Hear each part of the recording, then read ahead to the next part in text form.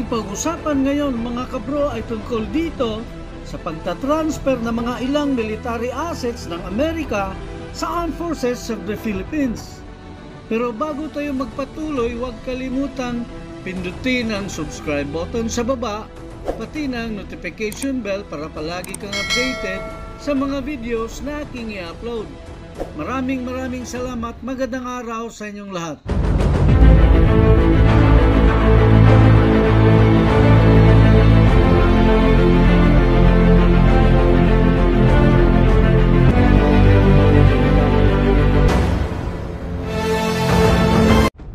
Muling pinagtibay ni US President Joe Biden ang mga pangako ng Amerika na magtatag na alyansa sa Pilipinas noong opisyal na pagbisita ni Philippine President Ferdinand Bongbong Marcos Jr. sa pamamagitan ng pagtatalakay sa pagtransfer ng ilang mga military assets ng Amerika sa Armed Forces of the Philippines. Magandang balita ito mga kabro, na ibig sabihin nito ay madagdagan ng ating mga military assets sa pamamaraan ng pag-transfer ng mga military assets ng Amerika, lalo na ang mga patrol boats at mga aircrafts na maaari nating gagamitin dito sa pinagtatalunan ng West Philippine Sea.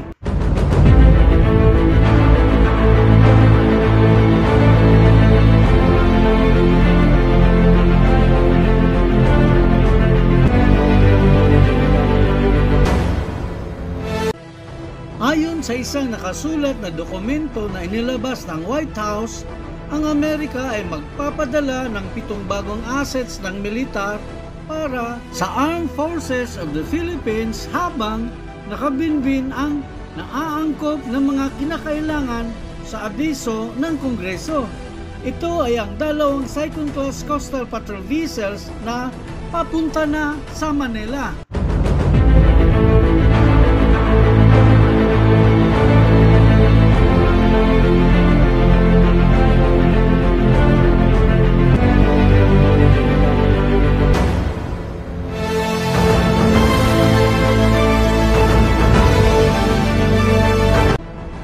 Ang pagtatransfer ng US military assets na ito ay para susuportahan ang Armed Forces of the Philippines Modernization Program sa pamamagitan ng pagpapahusay sa maritime at tactical capabilities nito.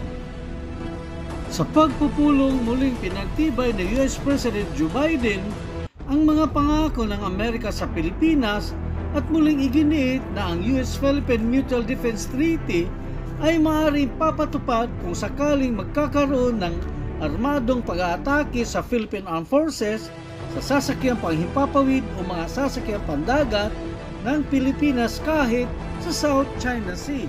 At ang bahagi ng South China Sea sa loob ng Philippine Exclusive Economic Zone at Continental Shelf ay ang West Philippine Sea.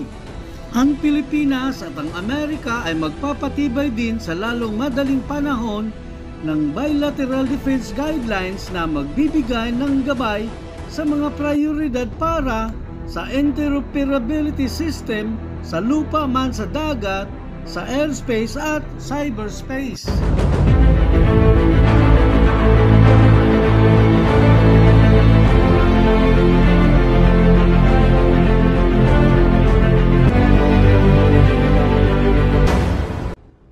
Matagal nang sinusuportahan ng Amerika ang Pilipinas sa mga kakayahan nito sa pagtatanggol o tinatawag na defense capabilities sa pamamagitan ng pagtatransfer ng mga assets o pagsasanay at magkasanib na pagkasanay militar tulad ng katatapos lang na 2023 Balikatan Exercise.